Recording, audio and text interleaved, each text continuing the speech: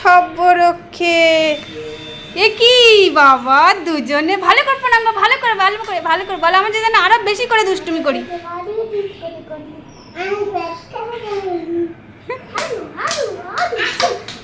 লাগবে লাগবে, চলে এসো এবার। নমো করেছো। গণেশ গণেশ ভাই কই বলো তো, গণেশ দাদা কই? হ্যালো বন্ধুরা, কেমন আছো? আশা করি ভালো আছো। দেখো এই দুষ্টু দুটোকে দেখেছো? আমার ভাইয়ের ছেলে এসেছে আজকে রবিবারে। তা দেখো দাদা স্নান করেছে বলে ওরও স্নান করতে হবে, তাই ওর সঙ্গে স্নান করে দুজনে ঠাকুর ঘরে উঠেছে। উঠে আর কি বদমাইশিটা করছে, বলছি চলে এসে কিছুতেই আসছে না। তা চলো আজকে মেনুটা দেখি কি কি রান্না হয়েছে রবিবারে। হয়েছে কাটাপোনা দিয়ে মাছের ঝাল, আর হয়েছে আলু ভাজা, আর তারপরে এখানে রয়েছে আমাদের গাছের বিলুতি আমড়া দিয়ে চাটনি করেছি, এটা তো মাস্ট থাকতেই হবে। আর তারপরে আছে এখানে ডাল, আর তারপরে তো রয়েছে চিকেনটা তো থাকতেই হবে, রবিবারের সানডে দুপুরে তো থাকতেই হবে।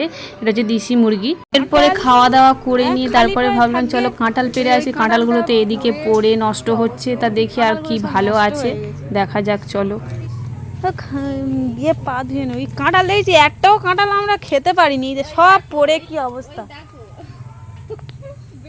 ওই বেঁধে আছে একটুখানি, আর মনে হয় এই একটা না দুটো আছে, ধসে খসে মানে সব পড়ে গেছে, আর মনে হয় ওই একটাই আছে।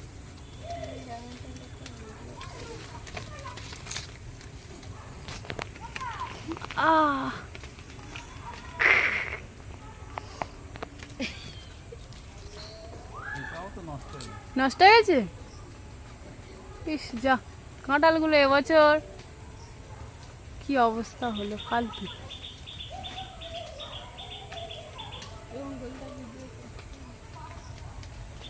লেবু গাছের ভিডিও কর, লেবু পড়ে না তো।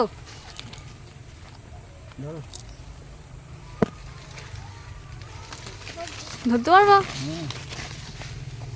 ও বাবা, ওরে বাবরে, এই বড় কাঁঠালটা আমার ঘাড়ে চাপিয়ে দিয়েছে গাছ থেকে, বললো তুমি ধরো, আমি ঘাড়ে করে এখন নিয়ে আসছি। আর আরেকজন আমার পিছনে, আমাদের কর্তামশাই পিছনে আসছে, আর আমি এখন নিয়ে যাচ্ছি। আর এবছরের শেষ কাঁঠাল এটার ছিল, এখন এটাই আমরা এখন শেষ কাঁঠাল হিসেবে এই বছরে খাওয়া হবে। আর ভিডিওটা কেমন লাগলো, আশা করি ভালো লেগেছে। এই পর্যন্ত, টাটা।